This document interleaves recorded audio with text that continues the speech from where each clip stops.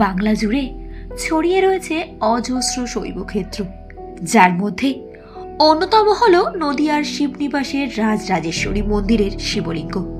তবে জানেন কি কিভাবে স্থাপিত হলো এই শিবলিঙ্গ? আসুন তবে আজ তা জানি বিস্তারিত রূপে। নমস্কার, আমি পল্লবী হাজির হয়েছি আরও একটি নতুন কাহিনী নিয়ে।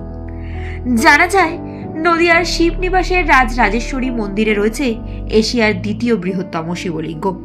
কোষ্ঠী পাথরের তৈরি শিবলিঙ্গটির উচ্চতা 9 ফুট এবং ব্যাস প্রায় 21 ফুট।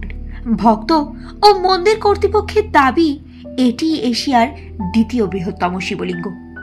জানা যায় 1754 সালে নদিয়ার রাজা কৃষ্ণচন্দ্র রায় মন্দিরটি প্রতিষ্ঠা করেন। তবে মন্দির প্রতিষ্ঠার কাহিনী নিয়েও রয়েছে নানান মতবিরোধ।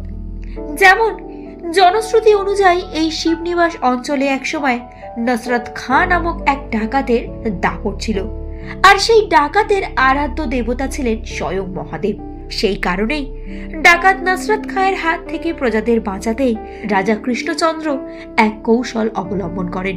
ডাকাতের আরাধ্য দেবতা শিবের উদ্দেশ্যে তিনি শিবনিবাস নির্মাণ করেন।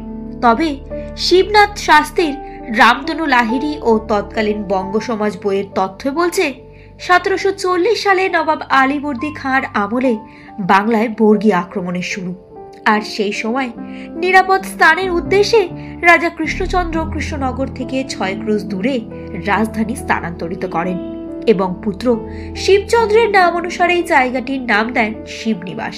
এই স্থানেই তিনি রাজপ্রাসাদ দেবালয় গড়েন এবং একটি সুরক্ষিত নগর গড়ে তোলেন। আবার অন্য আরো একটি কিংবদন্তি অনুসারে রাজা কৃষ্ণচন্দ্র মহাদেবের স্বপ্নাদেশ পান যে মহাদেব কৃষ্ণচন্দ্রের হাতে পূজা পেতে চান, আর সেই আদেশেই রাজা কৃষ্ণচন্দ্র 108টি শিব মন্দির স্থাপন করেন, বর্তমানে যার অধিকাংশ কালের গর্ভে হারিয়ে গেছে। শ্রী শশীভূষণ বিদ্যালঙ্কার সংকলিত জীবনী কোষের 2য় খণ্ড অনুযায়ী শিবনিবাস প্রতিষ্ঠার পর কাশী ও কাঞ্চি থেকে আগত ব্রাহ্মণদের উপস্থিতিতে মহারাজ কৃষ্ণচন্দ্র অগ্নিহোত্র বাজপেয়ী যজ্ঞ করেন এবং ব্রাহ্মণরাই মহারাজকে অগ্নিহোত্রী বাজপেয়ী উপাধিতে ভূষিত করেন।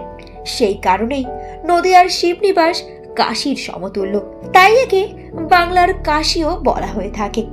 মন্দিরটি বয়সে পুরনো হওয়ার কারণেই স্থানীয়রা এই মহাদেবকে বুড়ো শিব নামে ডাকেন। শিবনিবাসে ভীম একাদশী থেকে শিবরাত্রি পর্যন্ত বড় করে মেলা হয়। ভক্তদের বিশ্বাস বাবা তখন সবচেয়ে বেশি জাগ্রত থাকেন এবং সকলের সকল মনস্কামনা পূরণ করেন। এছাড়াও শিবনিবাসে গাজনের মেলা অনুষ্ঠিত হয়। সে সময় দূর দূরান্ত থেকে ভক্ত ও সন্ন্যাসীরা আসেন শিবনিবাসের এই মন্দিরে বুড়ো শিবের দর্শনে। এই ছিল আমাদের আজকের এশিয়ার দ্বিতীয় বৃহত্তম শিবলিঙ্গ স্থাপনের কাহিনী। কেমন লাগলো আপনাদের এই কাহিনী? অবশ্যই তা আমাদের কমেন্ট করে জানাবেন। আর ভালো লাগলে একটি ছোট্ট লাইক এবং আমাদের এই ছোট্ট চ্যানেলটিকে সাবস্ক্রাইব করে পাশে থাকবেন অমৃত কাহিনীর। ফিরে আসবো আমরা খুব শীঘ্রই, সঙ্গে আনবো নতুন কোনো অমৃত কাহিনী। আর ততদিন ভালো থাকবেন, সুস্থ থাকবেন, অমৃত কাহিনীর পাশে থাকবেন। নমস্কার, জয় শিব শম্ভু।